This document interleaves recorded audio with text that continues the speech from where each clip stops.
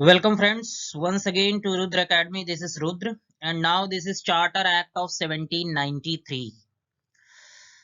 पिछले वीडियो में हमने देखा था regulating act of 1773. This is charter act of 1793. अब इसके फीचर्स क्या हैं?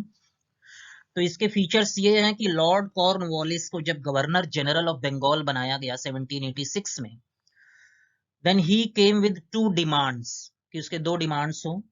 He should be given power to override the decision of his council. जो चार मेंबर की जो काउंसिल थी जो रेगुलेटिंग एक्ट से बनाया गया था गवर्नर जनरल को असिस्ट करने के लिए, उसने एक डिमांड रखा कि मैं जो है स्पेशल केसेस में उनके डिसीजंस को एग्जीक्यूटिव काउंसिल के डिसीजंस को ओवरराइड कर सकूं. दूसरा वो कमांडर इन चीफ भी हो.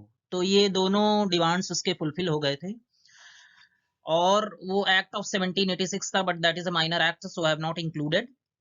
चार्टर एक्ट ऑफ 1793 में ये था कि जो उसको ओवरराइडिंग पावर जो लॉर्ड कॉर्नवालिस को उसके काउंसिल पर इन स्पेशल केसेस वो एक्सटेंड कर दिया गया to all future generals and governors of presidencies.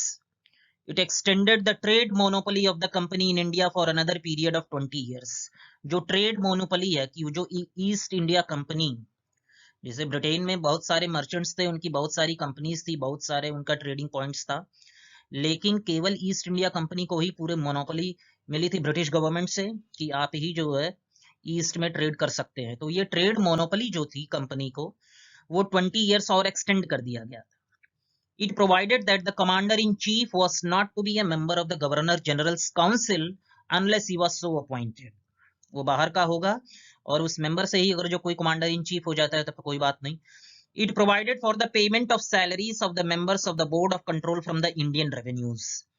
ये देख लीजिए, ये बहुत गलत बात हुआ तब, लेकिन अब क्या करिए जाए, वो ट्रेडिंग कंपनी तो थी इन एसेंस में.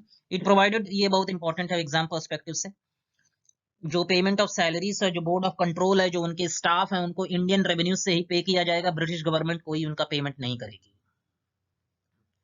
Courts were given the power to interpret rules and regulations. तो यहाँ पर देख लीजिए, यहाँ जुडिशियल रिव्यू टाइप कुछ मैकेनिज्म उभरता हुआ दिख रहा है. Courts were given the power to interpret rules and regulations. 1800, ये पहले जो उन्हें एक्ट्स नहीं कहा जाता था, पहले रूल्स एंड रेगुलेशंस कहा जाता था, जो भी एग्जीक्यूटिव काउंसिल या गवर्नर जनरल बनाता था. So courts were given the power. In the next videos we'll see the Charter Act of 1813, 33, 53.